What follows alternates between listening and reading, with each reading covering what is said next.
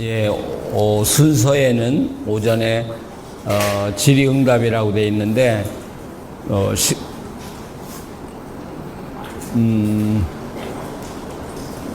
11시까지 계속 좀 빨리 강의를 진행하고 잠깐 쉬었다가 우리가 또 마지막 시간을 갖도록 그렇게 하겠습니다. 자, 정리를 해 보십시다. 우리가 교회에서 요한계시록을 강의한다고 할 때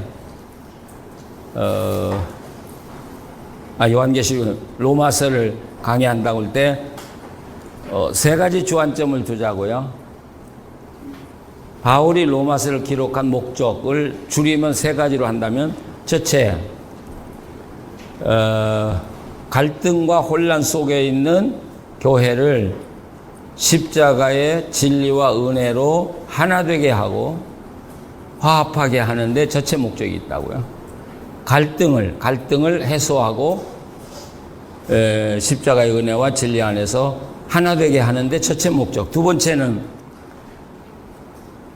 혼란한 그 신앙 형태를 바른 신앙의 원리로 정리해 준다. 예, 로마서가 지금 그렇게 정리해 나가거든요. 세 번째는 건강하고 바른 교회로 성장해서 복음을 전하도록 한다. 이 세 가지가 로마서를 기록한 목적이라고 볼 수 있고, 우리가 또 교회 가서 로마서를 강의한다면 세 가지의 목표가 되리라고 생각해요.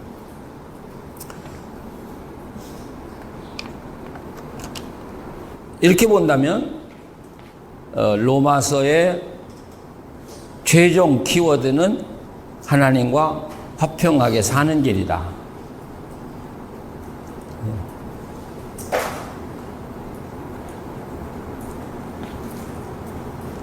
그 하나님과 화평하고 사는 길을 로마서 8장에 나가서는 성령 따라 사는 삶이라고 이야기를 합니다. 성령 따라 사는 것. 그러니까 하나님과 화평을 나누는 그것은 곧 거듭남의 결과다. 거듭남의 결과로 얻어지는 것을 하나님과의 화평이라고 이야기하고 싶다는 것이죠. 그래서 우리가 믿음, 이신층이라고 하는 것은 바로 하나님과의 화평이라고는 골로 가기 위한 출발점이라고 볼 수 있는 것이죠.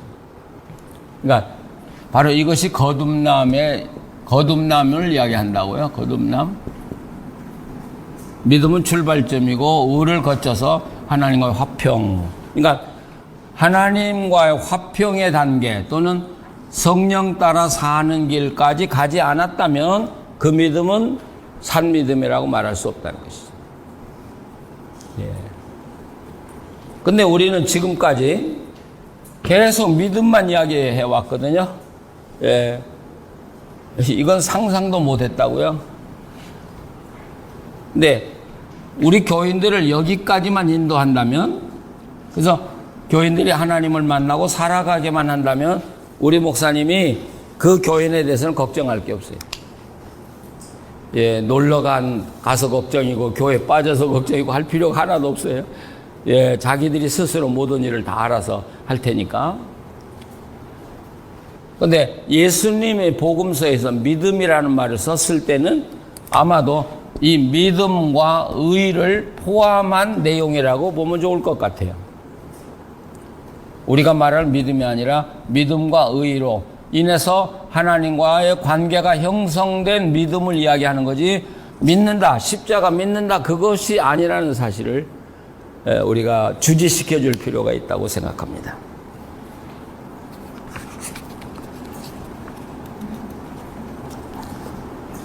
자, 그러면 로마서 8장 1절로 들어가 보시면, 로마서 8장 1절은 결코 정죄함이 없다라는 말로 시작합니다. 결코 정죄함이 없다. 그러면 누구에게 결코 정죄함이 없냐? 예수 그리스도 안에 있는 자에게 하고 조건을 딱 붙였어요. 우리가 쉽게 말하면 믿는 자에게 정죄함이 없다. 우리는 그렇게 말하는데 바울은 아주 정확한 사람이야. 여기 히브리 학자니까 예수 그리스도 안에 있는 자에게는 정죄함이 없다. 이렇게 말했어요. 예.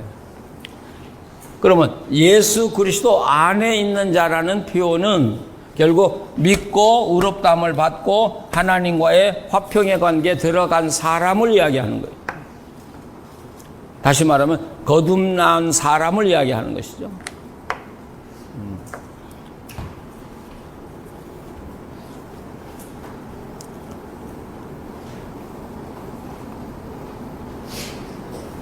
자, 그러면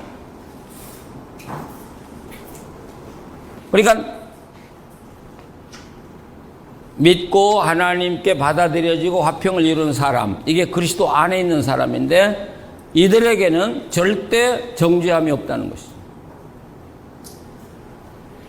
그래서 우리가 설명해 온 대로 믿음은 이 의라고 하는 하나님의 문 앞에 서 있는 게 믿음이고,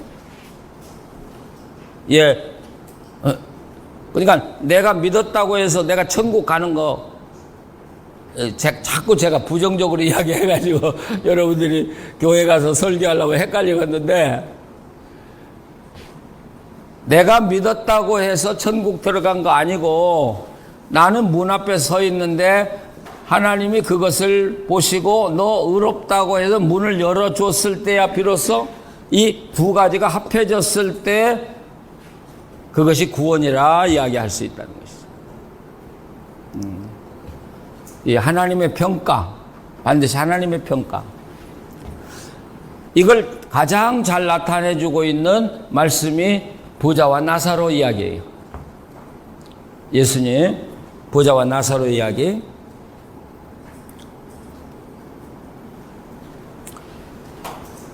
자, 정죄함이 없다고 그랬는데 왜 정죄함이 없냐? 그 이유를 2절에 밝히고 있죠. 이는 왜냐하면 이렇게 그리스도 예수 안에 있는 생명의 성령의 법이 죄와 사망의 법에서 너를 해방하였음이라. 그러니까 우리 목사님들은 자유함을 누려야 돼요. 예. 누가 나 정죄할 사람 없다. 그런데 내가 죄 지은 것 때문에 사람들에게 책망을 받으면서 나 하나님께 용서받았다, 그 말은 안 통하더라고요. 예, 그게 중요한 게 아니라 내가 하나님 앞에서, 예, 하나님 앞에서 떳떳하다 이거. 왜? 하나님이 나를 용서해 주셨으니까. 예. 그리고 나를, 여기 보면 율법에서 해방시켰다는 말은 내가 의로우려고 노력을 해서 하려고 하는 율법에서 해방됐다는 말이 아니라 뭘 행위로 구원받는 길이 아니고 전혀 전적인 은혜로 주어졌다는 말이 거기에 내포되어 있는 것이죠. 그러니까 우리가 강의할 때 계속 이야기했지만 행위로 구원받는 게 아니라 믿음으로 구원받는데 받은 사람은 하나님의 마음을 읽고 살아가야 되니까 그게 율법이 필요한 거라는 것이죠.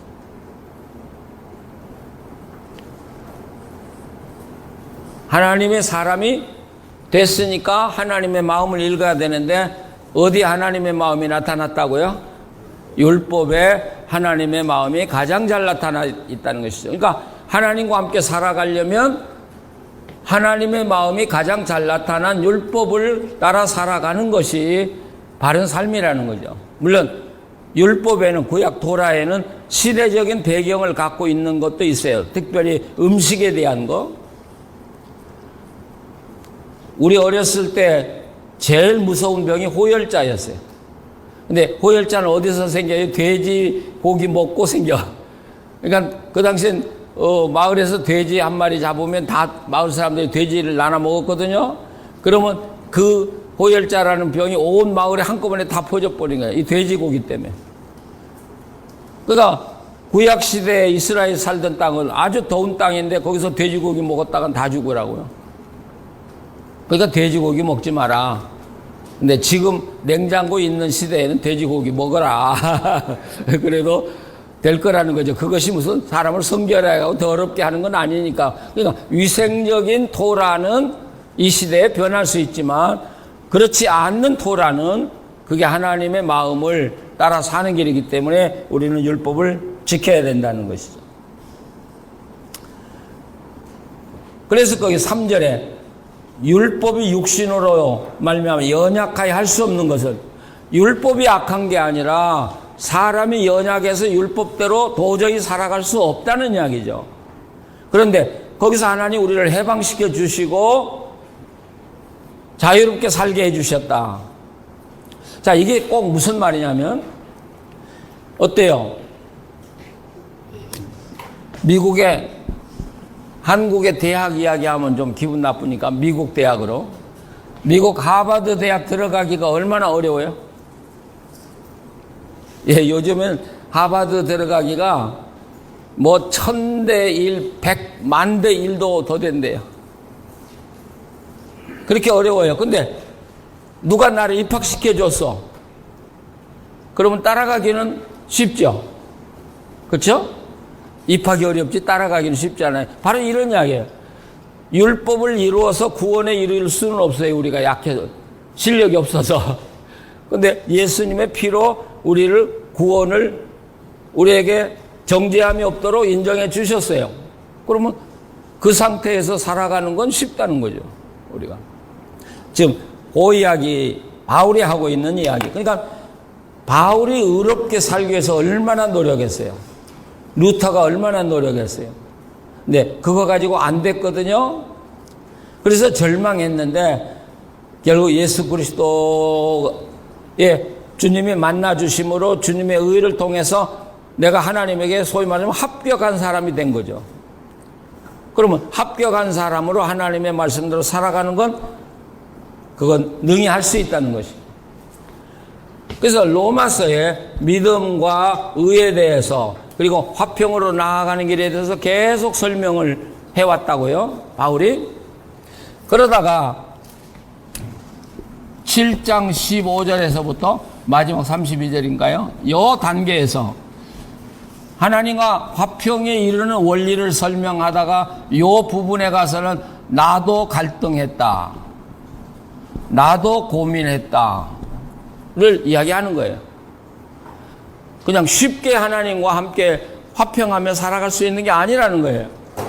나도 고통당했다, 나도 절망했다.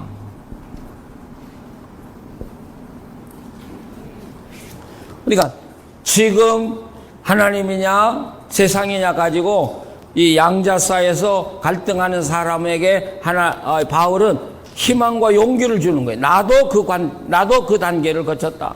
나도 단계를 거쳤다.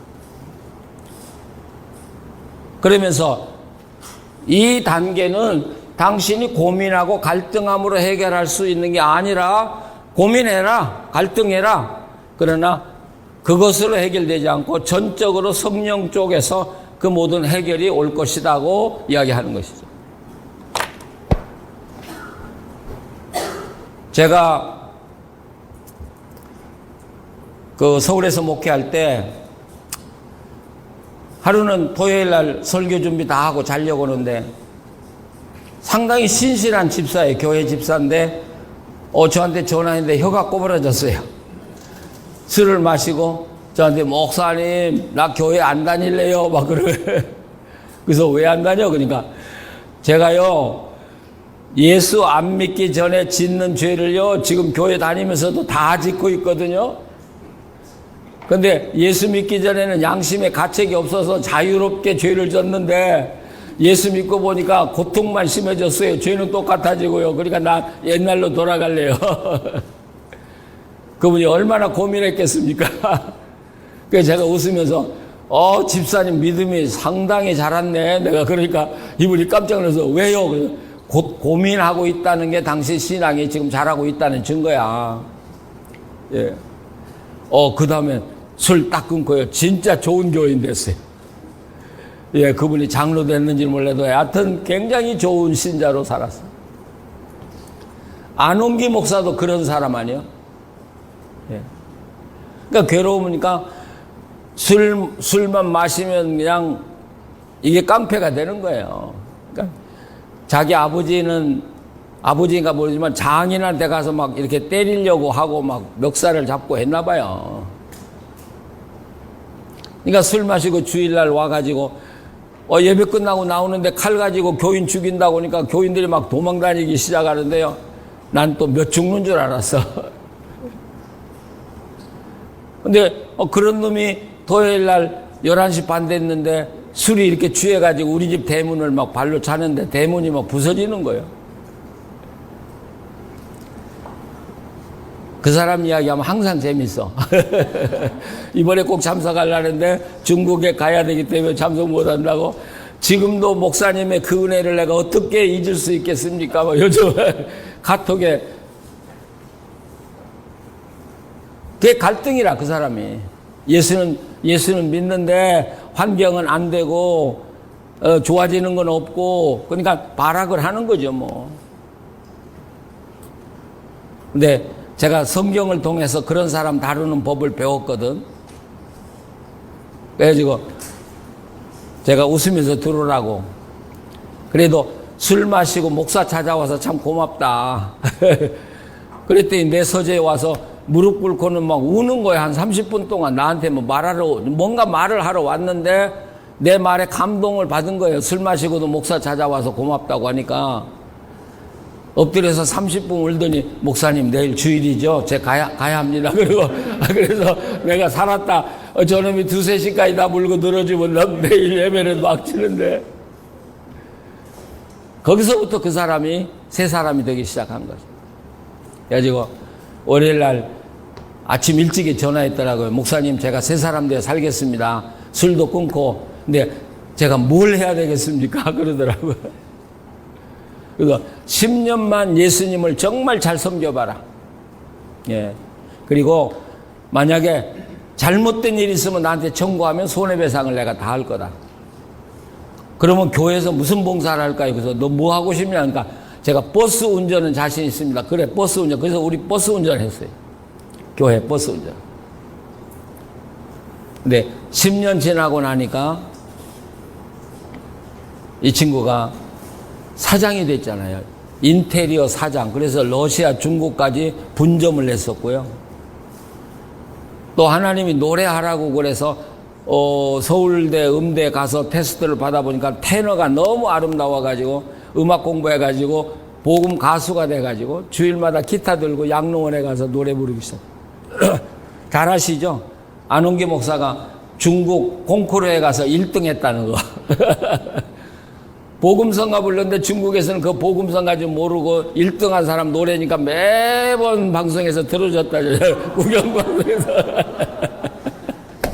그러다 나중에야 그게 복음성가인 줄 알고 재밌는 일 하가요. 그래요. 갈등 있고 고민하고 우리 목사님들도 고민해야 돼요. 갈등해야 돼요. 절망해야 돼요. 내가 죽었을 때 비로소 주님이 나를 살려주시니까. 그리고 주의 일을 하게 해주시니까요.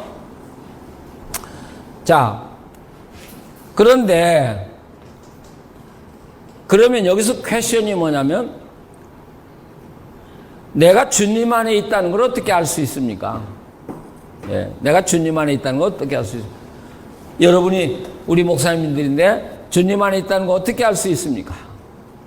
내가 믿고 구원받았다는 거 어떻게 알 수 있습니까? 몰라요, 우리는요. 그런데 바울은 내가 주님 안에 있다는 말을 8장에서 바꿔서 주님이 내 안에 계신다고 바꿔요. 내가 주님 안에 있다는 것은 확인할 길이 없어. 그런데 주님이 내 안에 계시다고 하는 사실은 확인할 수 있다는 거예요. 뭘로요? 성령님이 내 안에 계시. 그래서 말도 바꿔요. 내가 성령 안에 있다는 말을 안 해요. 여기서는 바꿔서 성령이 내 안에 있다고 그렇게 바꿔요. 자, 그러면 내가 의롭다함을 받은 증거, 내가 구원받았다는 증거, 내가 하나님의 자녀란 증거가 뭐냐? 성령, 내 안에 계신 성령이 보증이다 이 말이에요. 내 안에 계신 성령이 이 모든 것의 보증이야. 그러니까 성령이 계신다는 것 자체가 하나님이 나를 의롭다고 한 것이고, 나를 용서해 준 것이고, 나를 선택해 주신 것이고, 하나님이 나와 함께 계신다는 증거, 모든 것이 이 성령이 나와 함께 계신다는 것으로 다 이루어지는 것이죠. 그러면 또 우리가, 그럼 성령이 나와 함께 계시면 어떻게 알 수 있냐? 이렇게 또 나가겠죠? 성령님이 나와 함께 계시는 걸 어떻게 알 수 있냐? 우리 목사님들은 성령님이 나와 함께 계심을 어떻게 알고 계세요? 성령님과 함께 사시죠? 그래서 여기 바울은 성령 따라 사는 사람, 이런 표현을 해요. 근데 8장 2절에 보면 생명의 성령의 법이라고, 생명의 성령의 법이 이렇게 말해요. 여기서 분명하게 성령의 법이 나와요. 성령의 법.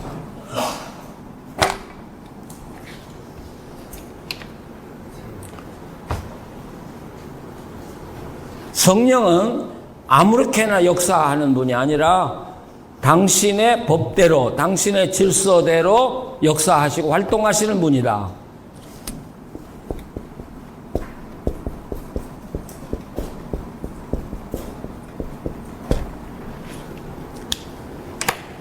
제가 달라스에서 목회할 때 그 한신 교수도 하고 성경 번역위원도 했던 정용섭 목사라고 있어요. 그분이 미국의 어딘가 지금 그 피츠버그 어딘가 목회를 했었어요.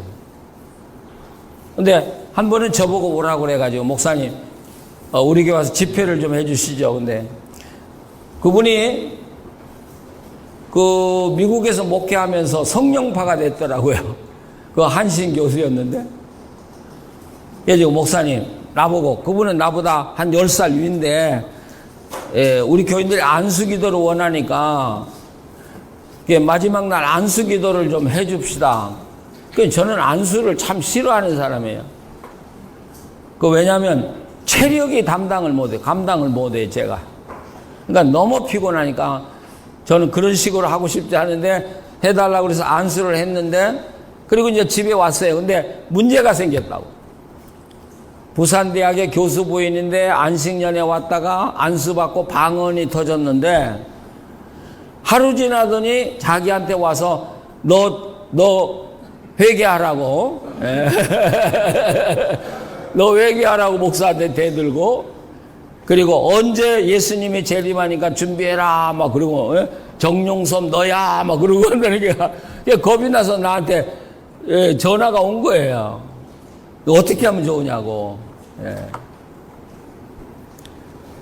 그래서 저는 그러거든요. 일단 푹 채워라. 저 처방법 보면 아주 간단해요. 약을 먹여서라도 푹 채워라. 그래서 안정권에 들어가게 하고,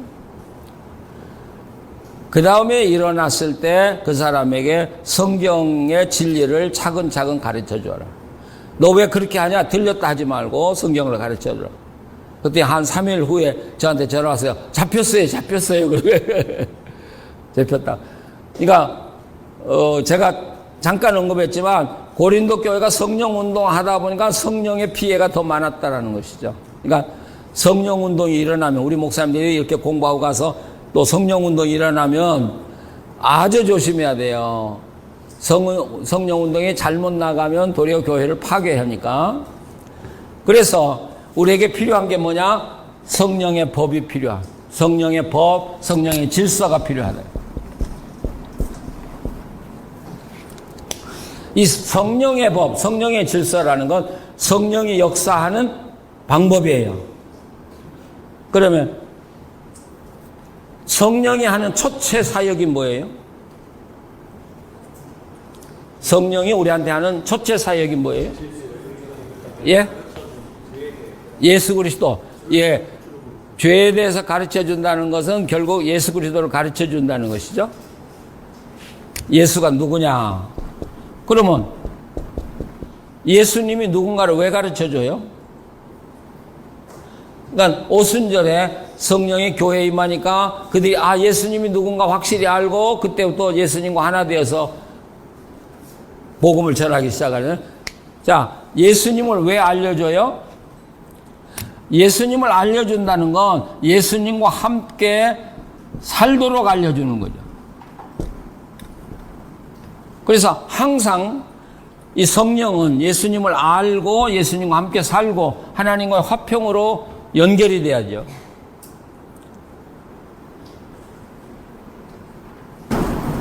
이 사실을 확실하게 보여주는 것이 오순절 사건이라고 그랬어요. 그래서 오순절 사건은 성령이 이 땅에 처음 오신 날이 아니고, 아니고, 그래서 제가 이렇게 설명해요. 우리 역사상 두 시작이 있는데, 하나는 창세기 2장에서 인간 역사의 시작. 이렇게 하나님의 그 기운으로부터 시작하니까 성령으로부터 시작하죠. 또 하나의 시작은 오순절을 통해서 교회의 역사의 시작이다. 그러니까 오순절은 성령님이 교회에 오셔서 교회를 어떻게 인도해 가시느냐를 보여주는 게 오순절의 역사지 성령이 처음 이 땅에 내린 역사가 아니라는 거예요. 그러니까 조그만한 차이인데 이걸 정확하게 안 하니까 한국교회가 성령 불 받겠다고 기도하는데 한 번도 불이 안 내려와. 예. 그러니까 불과 바람과 불, 그것은 성령이 교회를 인도해가는 방향과 또 하나님이 하시고자 원하는 뜻을 이루어 갈 수 있는 능력, 에너지, 파워를 이야기하는 것이지. 예. 그러니까 결국 예수님을 알게 하고 교회에 임하셔서 교회가 예수님을 따라 살도록 방향을 설정해 주시고 길을 안내해 주시고 살아갈 수 있는 힘을 주시는 것, 바로 이게 오순절의 역사라고. 이게 성령의 역사의 첫 번째예요. 근데 우리나라는 성령 받으면 무조건 방언, 치유, 예언, 뭔가 잘못됐어요. 우리나라의 성령론은 아주 잘못됐어요. 그런데 우리가 예수님을 분명히 알고 예수님과 함께 따라 살기 시작하고 성령 따라 산다고 하면, 성령 따라 살아갈 때 우리 목사님들이 성령 따라 목회를 할 때 필요하면 하나님이 주시는 것이 뭐냐? 그게 은사라고. 예, 우리가 은사 받았다고 그러는데 성령론자들 그러니까 정통적인 성령을 주장하는 분들 이야기에 이렇게 써 있어요. 모든 사람에게 은사는 다 있다. 예, 은사는 다 있는데 어느 은사를 더 개발해 사느냐에 따라서 우리의 사역이 달라질 뿐이다. 예. 근데 제가 살아온 대로, 제가 표준은 아니지만 살아온 대로 제가 목회하고 하나님을 위해서 사역을 할 때 내가 하나님이 나를 통해서 어떻게 일하기를 원하신다고 하면 그쪽에서 나를 개발시켜 주셔요. 그럼 그게 내 은사가 되는 것이죠. 예. 근데 은사는 전체 내가 좋아하는 것이고 하나님이 나를 향해서 갖는 뜻이고, 또 은사를 개발할 때는 하나님은 사람을 만나게 함으로 개발하게 하시고, 책을 만나도 되겠고 사람을 만나게.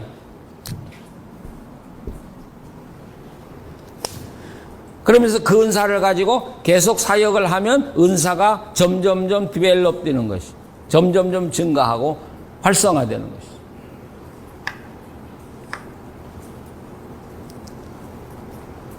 그래서 사람 만나는 게 최고의 축복이다. 예, 저는 늘 이야기합니다마는 40년 전에 월터 윙크라는 유명한 성경을 가르치는 교수를 만난 게 제 인생의 시작이에요. 예. 그분 만나면서 제 은사가 바로 그쪽이라는 걸 내가 알았고, 그러면서 내 목회 방향이 완전히 바뀌어져 버렸죠. 그러다가 유진 라우리 교수를 만나면서 그게 성경 해석과 설교로 발전해 버렸고,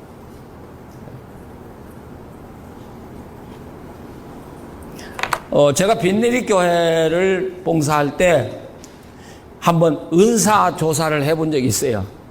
여러분의 은사가 뭐냐? 그런데 빈내리 교회는 저를 닮아가지고 가르치는 은사가 60%가 넘어. 다 가르치기 좋아하는. 그러니까 목사가 어디를 향하느냐에 따라서 교회 은사도 달라진다고 생각이 되는데요.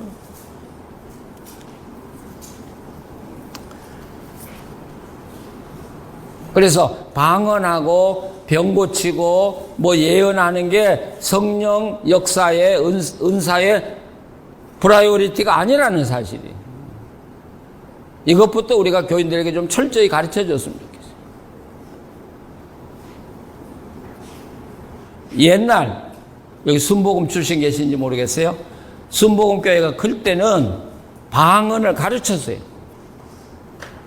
그래서 방언 못하면 구원 못 받고 성령 없다고. 그러니까 그쪽으로 은사를 원하는 사람들이 순복음교회로 다 빨려 들어간 거예요.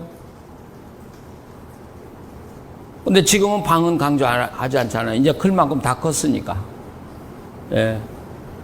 그래서 기독교에서 뭐라고 그러냐면 교리가 시간 따라서 바뀌어지는 것이 이단이라 이렇게 이야기해요.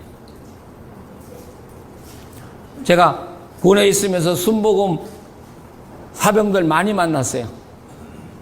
와서 뭐 성령 받았다 그러고 그냥 방언한다 그러고 떠들어. 그래, 너 어떻게 받았냐? 그러니까 방언 배우는 데 가가지고 연습을 했대요. 예, 날랄랄랄랄 막 그렇게 막 하다 보면 어느 날 텐데요. 예. 근데 그놈들이 방언 오래 못 가요. 금방 없어져요, 또. 예, 그럼 그 은사 아니잖아요, 그거. 그리고 결국 순복음교회가 방언 가지고 부흥할 거 다 하니까 방언 이제는 주장하지 않고 이제는 정통교회처럼 이렇게 나가요.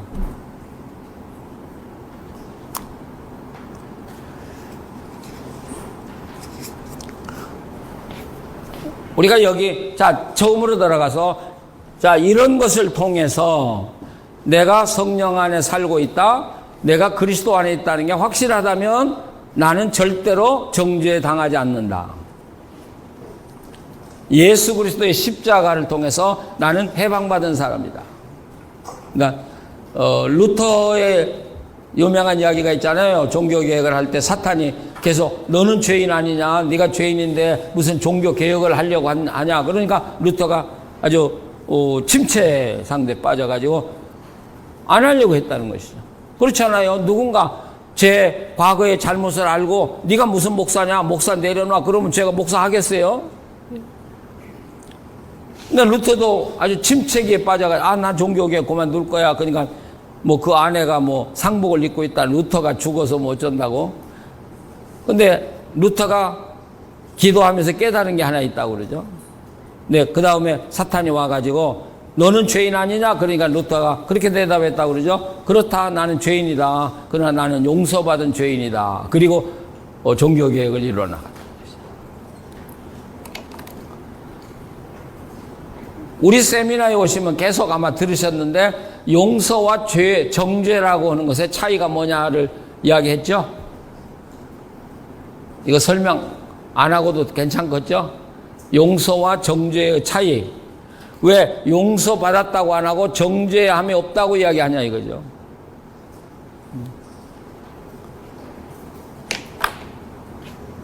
이 시설에 와서 보니까 아침이 너무 아름답고 식당이 너무 좋고 여러분이 앉아서 강의 듣기가 너무 편안하고 근데 강의하기에는 제일 나쁜데요. 저는요, 굉장히 힘들어요. 지금. 지금 등에 따이면 지금 후줄근 나요. 하여튼 여기는 강의하는 지옥이야. 편안하게 이렇게 펼쳐놓으면 여러분 강의가 집중이 안 되고 하는 사람은 굉장히 힘들어. 그러니까 여러분들 편안하니까 물어도 대답도 안 해. 그냥 가만히 뭐. 이게 사람 잡는 거거든. 저는 이 로마서를 준비하고 강의를 준비하면서 이 로마서 강의 시간에 막 치열한 토론이 좀 일어나기를 기대하고 사실은 강의를 준비했는데 전혀 응답이 없으니까 김이 푹 새져가지고 진땀만 흘러요. 동의한다고 합니다. 예? 동의하니까. 그럼 동의하면 이렇게 표시를 내가 동의한다고라도 해야 되는데. 강의가 끊어질까 봐서. 국악 하는 사람들에게 제일 중요한 사람이 추임새 하는 사람이라잖아요. 추임새 하는 사람이 없으면 국악을 못 한다잖아요. 좋다! 그렇게 있다잖아요. 자, 정죄라고 하는 것은 죄 지은 내용까지를 다 말살해버리는 거. 용서는 죄라는 기록은 남아있는데 용서받았다는 거. 정죄는 죄에 대한 기록도 없다. 이게 요한복음 8장 가늠하다 현장에 잡혀온 여인에게 너를 정죄하는 자가 있냐? 나도 너를 정죄하지 않는다. 그런 뜻이다. 그러니까 이렇게 우리가 추선을 해본다면 만약에 지금 내가 예수 그리스도의 피로 내가 믿음으로 의롭다함을 받고 내가 정죄함을 받지 않는다면 그런다면 이건 어떤 결과가 나오냐면 하나님 나라 갔을 때 우리는 죄가 두렵겠죠. 근데 하나님의 생명책에는 내 죄목이 하나도 기록이 되지 않는다는 거죠. 이게 정죄하지 않는다는 뜻이에요. 우리 목사님들이 이렇게 말해도 감동이 없는데 라구나 우드에서 연세 많은 분들을 위해서 제가 요한계시록 강의하면서 정죄 문제 이야기했는데 일본의 선교사 20년 하다 돌아온 그 사모님이 그 말에 감동을 받은 거예요. 자기가 예수 믿고 이렇게 기쁘고 확신을 갖게 된 건 처음이라는 거예요. 매일 울어요, 이분이 감격해서. 저만 보면 목사님 감사합니다. 그거 가르쳐 주셔서 감사합니다. 근데 우리 목사님들은 화인 맞은 양심.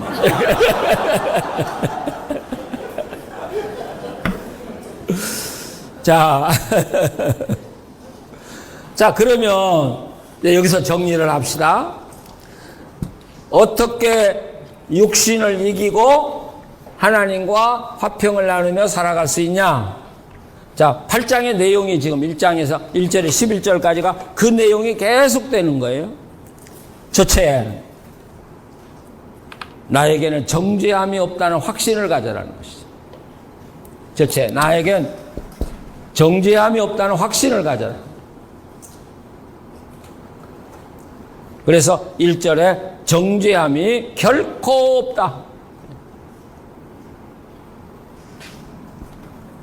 두 번째는요, 성령을 따라 살아야 된다는 거죠.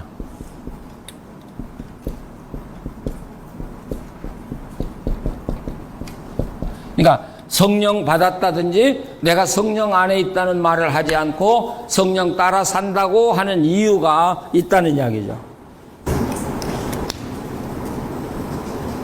275페이지에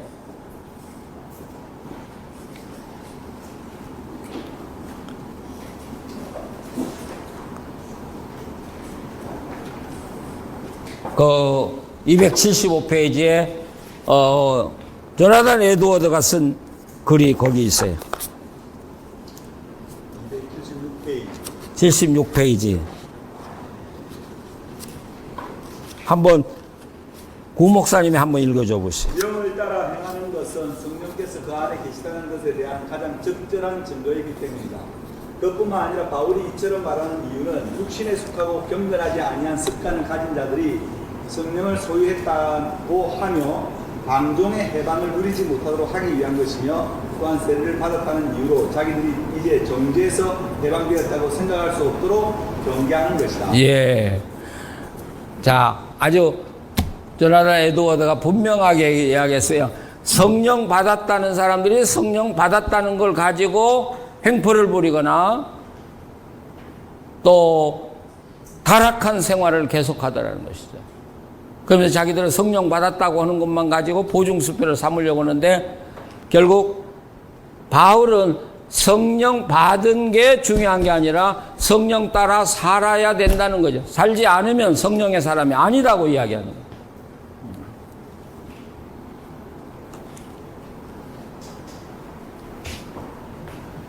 그러니까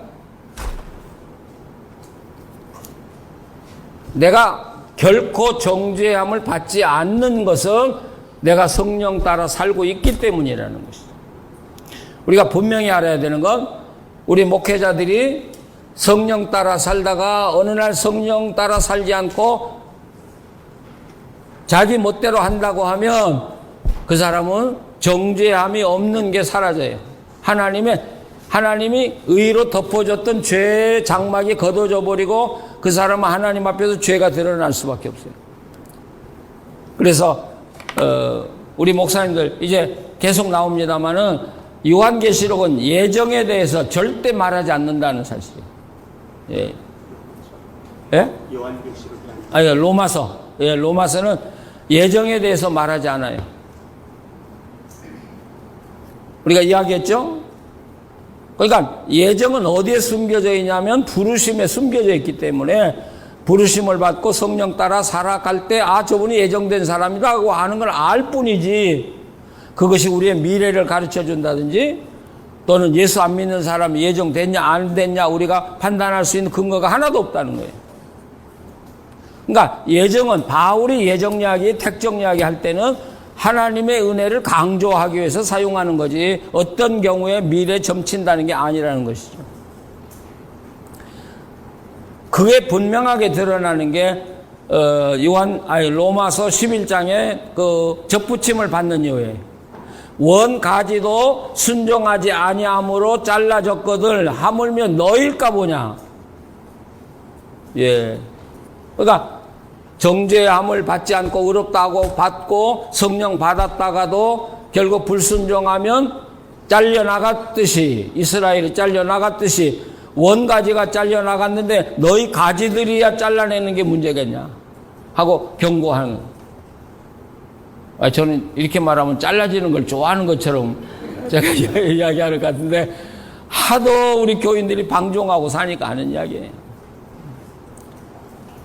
로마서 바울에서는 바울이 예정을 인정하지 않는데 왜 칼빈 주의자들이 나서가지고 이야기하냐는 것이죠. 자, 세 번째.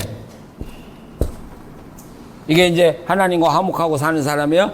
우리 육체를 이기고 육체의 법을 이기고 승리할 수 있는 것은 성령 따라 살게 되면 그 다음에 하나님의 뜻을 하나님을 기뻐한다고 그죠? 하나님의 것을 기뻐하기 시작해요.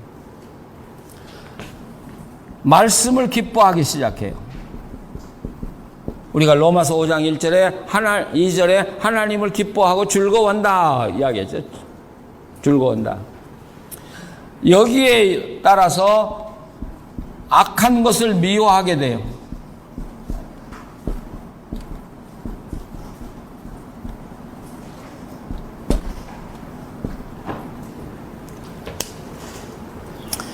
그러니까 성령 따라 살면 하나님의 뜻을 본질적으로 기뻐하게 되니까 율법을 행하지 않으려고 해도 율법을 그냥 따라 살아갈 수밖에 없는. 예. 그러니까 우리 목사님들이 야 하나님 말씀대로 살기 힘들다고 한다면 생각을 바꾸라고요. 이게 루터가 종교계 가기 전에 의의를 얻기 위해서 싸맸는데 그 지도자가 너 마치 볼링핀 12개를 넘어뜨리려고 하는 것 같다. 그런 이야기를 하고 거기에 집중하지 말고 예수 그리스도에게 집중하라. 이게 루터를 살려낸 거죠. 그러니까 성경 말씀을 읽고 지키려고 집중하면 여러분이 절대로 지켜낼 수 없다는 거죠. 근데 예수 그리스도에 집중하고 예수 그리스도 기뻐하면 이 성경의 말씀 율법은 자연히 지킬 수 있다는 거죠. 이게 원리거든요. 제 경험도 마찬가지. 죄를 안 짓고 살아가려고 몸부림치면 죄가 더 보여요. 네. 이게 죄의 특성이더라고. 그러니까 TV에 요즘 죄진 사람 얼마나 많이 나와요. 근데 백성들은 그거 보고 죄를 짓지 말아야 되겠다는 게, 저런 죄도 있구나. 저것도 재밌게 했구나. 그렇게 사람들은 죄를 더 배우고 있고 죄가 확장되어 나거든요.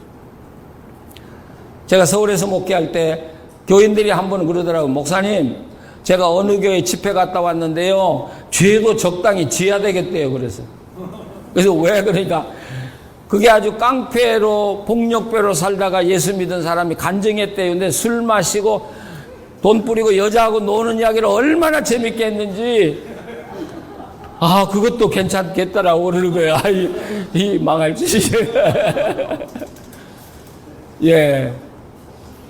그 탕명환 씨가 살았을 때 그 섹스교가 여의도에 들어와가지고 그분이 TV에 나가서 인터뷰를 했단 말이야. 이런 이단이 들어왔으니까 조심하라. 근데 방송 끝나고 나서 탕명환 전화가 불이 났다거든. 거기가 어딘지 좀 가르쳐 달라고.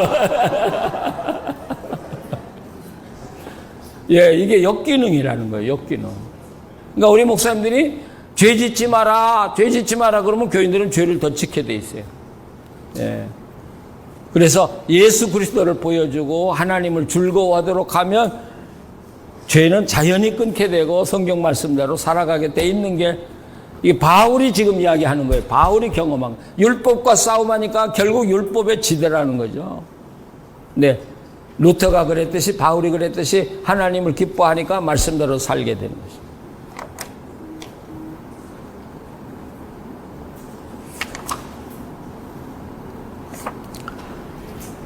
자, 그래서 바울의 이론은 어디로 올라가요? 양자라는 데 올라가요. 양자. 아들됨. 아들이라면 좀 미안해요. 플러스 딸. 예. 이 양자, 아들됨 또는 딸됨은 그리스도 안에서 우리가 누릴 수 있는 자유의 극치라고 이야기했어요. 자유의 극치다. 극단적으로 말하면 노예는 아무리 잘해도 상급이 없어요. 그러나 아들, 딸들은 웬만큼 잘해도 칭찬받아. 물론 좀 독한 부모도 있지만 자녀에게 완벽한 걸 구하는 부모가 있나요? 없잖아요. 우리 아이들 우리한테 잘못하는 거 많아요. 그러나 그건 안 보여요. 그리고 조금만 잘해주면 그게 너무 감사해가지고 그냥 아들에게 감탄하지. 아빠 워크힐에서 하는데 그 말이 얼마나 고마우지. 야, 아들 잘 뒀다.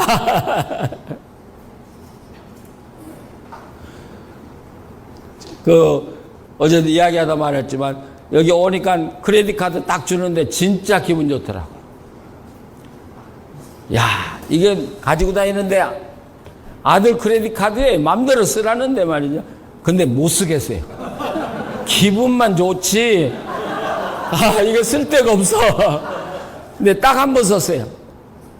그리고 필요가 없어서 주었는데 일생일대 최고의 후회는 카드 돌려준 거야.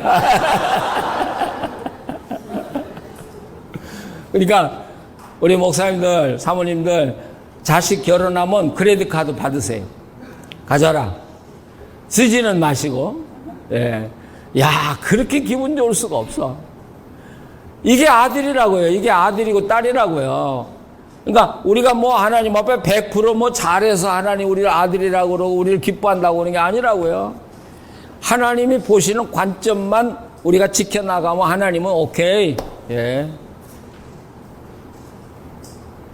우리를 받아주시고 기뻐하시고 우리를 사랑하시고 우리를 축복하시고요.